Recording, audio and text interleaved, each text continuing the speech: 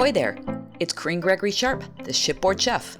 On today's episode, we're going to do something a little different. We're at the 2019 Fort Lauderdale International Boat Show, the largest in-water boat show in the world. This year marks the 60th anniversary of the event, and they've pulled out all the stops. There are 6 different waterfront locations, including the new Super Yacht Village, where you'll find the most elite of super and mega yachts. Throughout the show, you'll see boats of all sizes and types. Toys, tenders, tools, it's all here. And we're here to see some of those boats, step aboard, meet their amazing chefs, and give you a taste of what's here.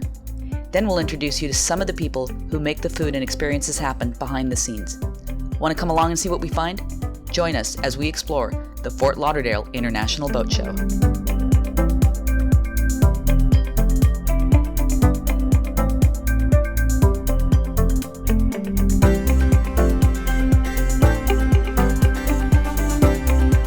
She is lovely.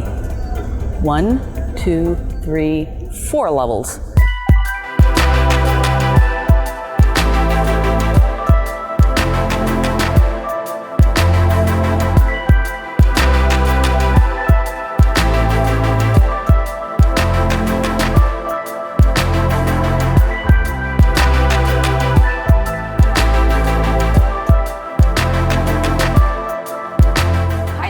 Corinne Gregory Sharp, shipboard chef.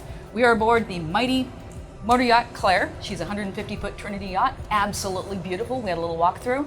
I'm fortunate enough to be here with Chef Adrian, and it looks like you're doing something pretty exotic here. What are you putting together? I'm just exploring some Asian flavors. I have spring rolls with broccoli slaw and topped with roasted duck, and I did thick and spicy sauce to put on top of it. Oh, good. Well, it looks beautiful. We'll have to get a shot of that. That's just amazing.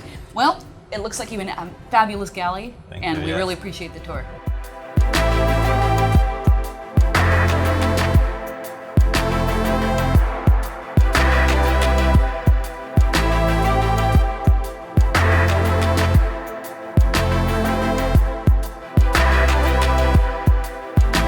Okay, so we've been at the boat show for a while.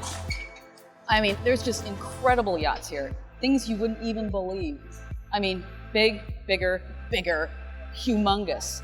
You know, not everybody's gonna be doing that. Some people might be doing something smaller, like here's a smaller yacht, quite approachable. You know, there really is something for everybody. It's great weather, people are having a good time.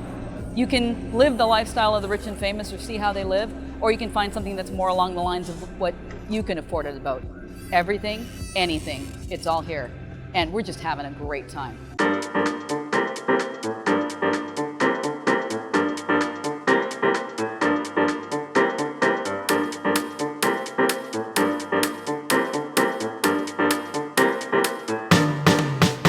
Hey, we have something really exciting for you I was not expecting today. Chef Alex Forsythe, good buddy of mine. Hey, how are you? Who's been yacht chefing for years, is going to be working on a competition today. What is all this for?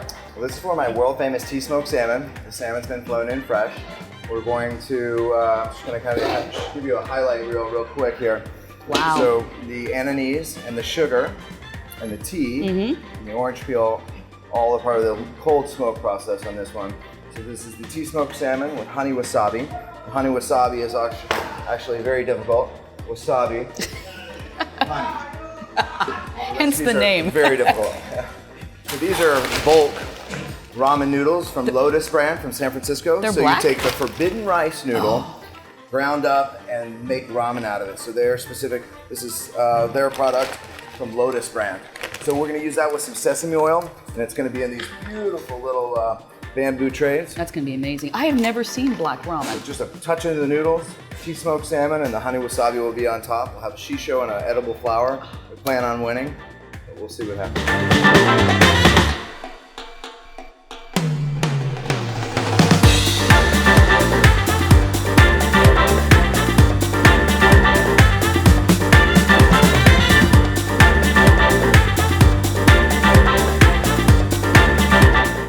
If you have every other toy that you could possibly want, how about your own personal sub? I think you should have one of these just even if you don't even have a boat. Wouldn't that be a blast? Just imagine, in these clear waters or in the Bahamas, going down, checking it out, you got your big bubble, fish will come up to you. It's crazy, just crazy. I don't know what the price tag is, but I know I can't afford it.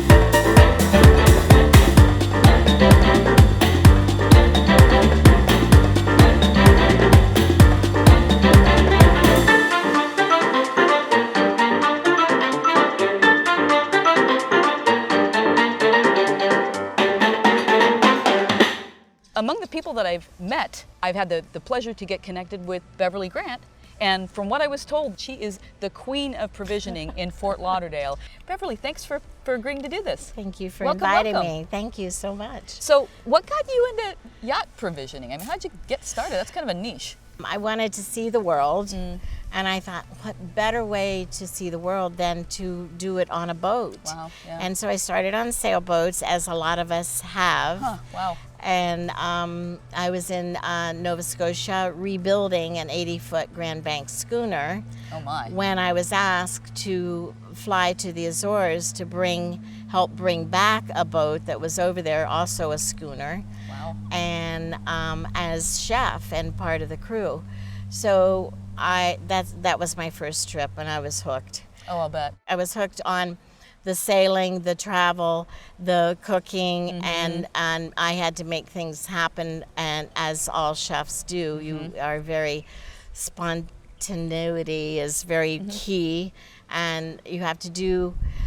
I always say, you never say no, and I say this to all my crew that I help get placed on yachts. You never say no, you say yes, and then you figure out how to do what you just promised you're going to do. And I have been able to do that with a lot of success in my life in general. I like that saying, because I've always had the belief that, my belief has been, for every no, there's an equal and opposite yes. Exactly. You just, like you said, you got to figure it out. Figure it out. That's right.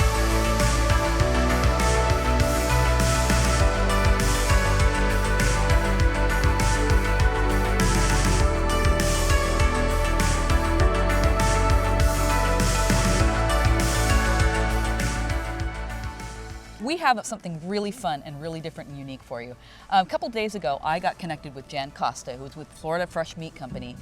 Gosh, Jan, thanks for coming. Well, thanks for inviting me. Indeed. I'm very excited about the program. I'm very excited too, and I'm very excited about what you do. Tell me, how did you get into? Well, tell me first of all. God, we'd be here for a couple hours. I basically, without intending to, fell into the local, sustainable, chemical-free, traceable food business about 10 years ago. So, as a yacht chef, I'm really curious. I'm not always in Florida. If I'm cruising the Caribbean, I mean, how do you get this set up for a yacht? I mean, do they basically buy the whole package, or what can I do for my yacht if I only need certain things? How would you handle that? Well, we don't force you just to buy the whole animal. The thing is that let's say that you could use it. We break it down how you want. We box it, package it how you want it. We can hold a certain amount back if you know that there's going to be 3 or 4 different legs to your trip. We have connections throughout, the Virgin Islands and other territories, and we make contacts with, freight forwarders where we can literally know where you're going to be and get something to where it needs to be, in time. Anywhere in the state of Florida, we have refrigerated trucks that actually will just deliver right to the, to the boat. What do you see as sort of the next wave of where we're going with your type of food? You're going to start seeing more communities sourcing their communities. Oh. You're going to see it going back to that, because it's not, what I've done is not new. It just hasn't been done in a while. Right. Feeding the community from the community. Right. Again, with that whole idea of the tip to tail and being respectful of that animal that has given its all and that whole process. I think that's pretty important, because we're part of a food chain, but they're part of that food chain too. Exactly. So the reason that we have exploded and been able to accomplish what we're doing is that we feed our animals things they can digest. So they're raised on rotating pastures of clover, wheat, rye, millet, perennial peanut, vitamins, peas, beans, legumes, all of the things they can digest, leaving out the things they can't. Then we hang our carcasses. We do a real gourmet thing. We age our entire carcass up to 28 days, where you don't see that in the regular meat industry. They'll harvest an animal and they're cut it the next day, and boom, it's on the store shelf. I want to not buy what my we next do. prime rib from him. Jan, we have not even begun to touch on the entire story. Oh, and no, you got to come up to the farm. I will come up to the You farm, have I to promise come you. see what we're doing up there. I think that would You'll be see all great. the craziness as it happens. That'll be awesome for a future episode. We would love to do that. Absolutely. But again, I really, really appreciate you taking this time. Thank you. I am impressed with what you do. Thank you. Indeed. Thanks for having me. Jan Costa, Florida Fresh Meat, Corinne Gregory Sharp, the shipboard chef.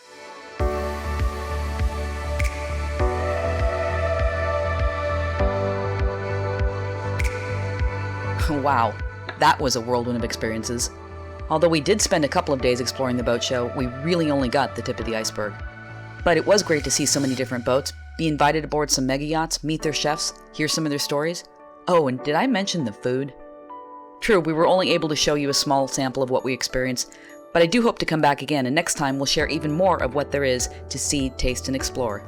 In the meantime, I hope you'll continue to share our travels and be a part of the adventure on another trip with the Shipboard Chef.